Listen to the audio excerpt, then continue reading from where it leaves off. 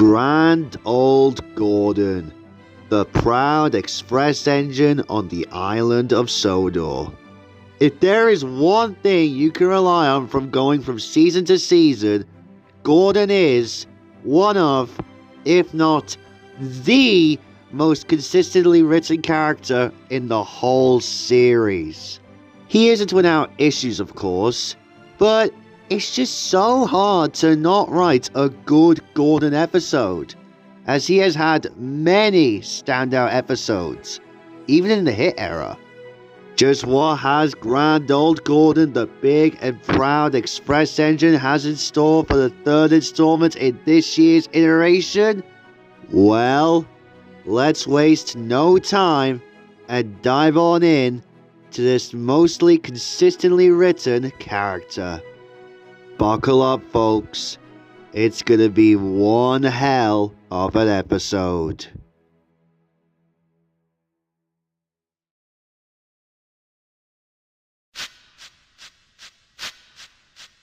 Gordon's important position as the engine who pulls the express has made him proud, pompous, arrogant, stubborn, prideful, and self-important, with a good reason too. He is the fastest steam engine on Sodor. He is extremely proud of this and is inclined to boast. But despite his pompousness, he is good-hearted, always willing to forgive, and uses his superior strength to help smaller engines out of trouble. Though he is also vengeful and will plot retribution if he feels he has been sufficiently slighted. As mentioned before, he is happy to forgive, especially after he has either had his retribution or the individual has received some other comeuppance. He also has a great hatred of goods trains and believes that he should only pull coaches. Because of his rank in the social order of the Northwestern Railway, Gordon expects to get the important passenger jobs, and either sulks when he does not get what he wants or gets jealous of engines who do. Sometimes, Gordon shows a kinder side and gives the engine some advice, usually after he has had some mishap as a result of his foolhardiness. Some of his advice is not exactly helpful or honest though, as James, Percy and Sir Handel have discovered. This side resurfaced once Rebecca joined the Northwestern Railway. Whenever he meets and talks with Henry and James, Gordon is usually the one who directs the conversation and makes the decisions, making him the leader of sorts of the three big engines. He is always quick to place the blame of any errors on someone else, though while his pride prevents it quite often, Gordon will give credit where it is due, especially after moments of guilt. In terms of Big Blue's voice actors, we have quite a few to discuss here. Starting off with Keith Scott, his voice actor in the work print for Magic Railroad, as well as Diesel 10's original voice actor. Now, unlike when he made Diesel 10 sound a bit too gruff compared to the scary but comedic tone Neil Crone gave him in the final film, Keith actually does a decent job as Gordon in the work print. He makes him sound posh, I guess? I don't know. But he's not my favourite in the work print, and I definitely prefer who they chose to voice him in the final cut. And, speaking of the devil, next up is, coincidentally, Neil Crone. Neil is definitely the better voice for Gordon in this movie. He captures that same pompousness that Angelus gave him in the show before this. And the fact that he's still voicing Gordon in the reboot of all things definitely came as a big shocker to all of us. Cause, let's be real here. As much as we all despise the reboot with a burning passion, I think we can all appreciate Neil Crone coming back to voice Gordon, even if it's the US dub of it. And now on to Gordon's CGI voice actors, starting off with Keith Wickham. This is now the third time we have mentioned him in this year's series, but that just goes to show how much of a vocal range he has when voicing characters in the show. Anyway, this is easily the most iconic Gordon voice, and he is without a doubt the best Gordon voice. He sounds delightfully pompous, like he should be. And I don't know why, but his performance in Gordon Gets the Giggles is kind of funny to me. Maybe it's because this is just a silly episode, but I don't know, man. And then we have Kerry Shale. Now, unlike his Henry voice, which sounded so bad, his Gordon voice is actually pretty good. Not amazing or anything, but still alright for the most part.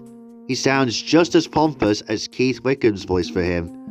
But wait, we have one more to shout out here, and it's Rob Rackstraw. Yes, I know I said I wouldn't mention actors outside of the main canonical series, but because those god-awful YouTube shorts feature the CGI series actors, it's only right to mention them. Anyway, Rob's Gordon is actually alright. Out of context, it sounds neat, but when put into those godforsaken birthday wishes shorts, it's kind of distracting, but still not terrible. It is my least favorite Gordon voice though, if I'm being honest. And that's saying a lot, because Rob is actually very good in the canonical series.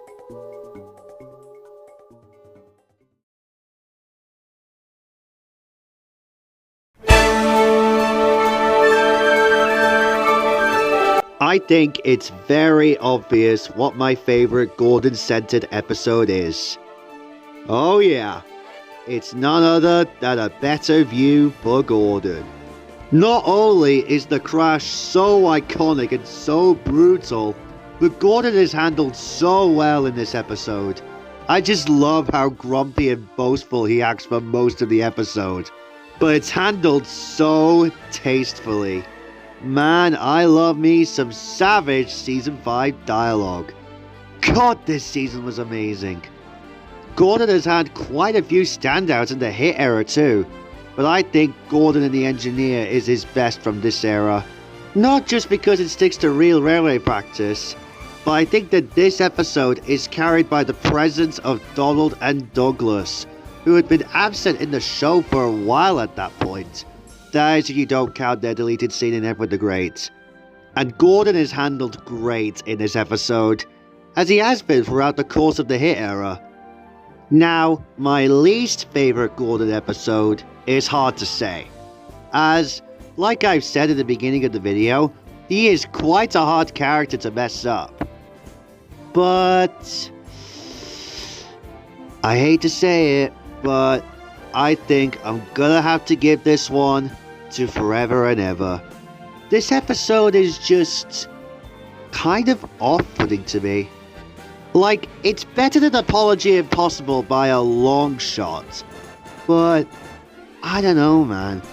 On the one hand, I kinda get Gordon being upset over Henry leaving.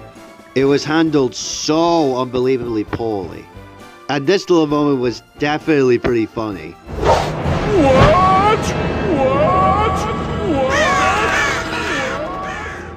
But I don't understand why he started to act all whiny over it all. I get it. Change is difficult for us to adjust to. But still though, this doesn't feel like how Gordon should act. And the moral isn't a bad one to teach to kids. I just don't really get why Nia is the one to tell Gordon it.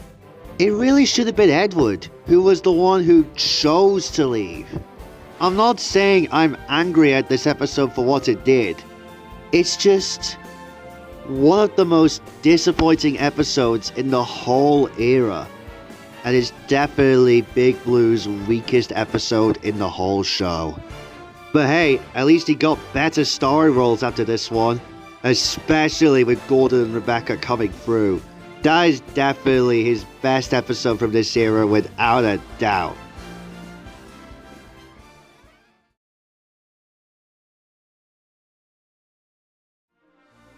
Like I've said quite a few times now in this video, Gordon is, for the most part, one of, if not the most consistently written character across the whole show.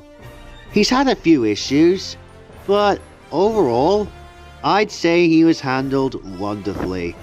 It's funny that, despite being consistently written, his voices have been quite different and unique depending on what you're watching. There is no doubt that Gordon has been one of those characters that's just been hard to mess up depending on the era.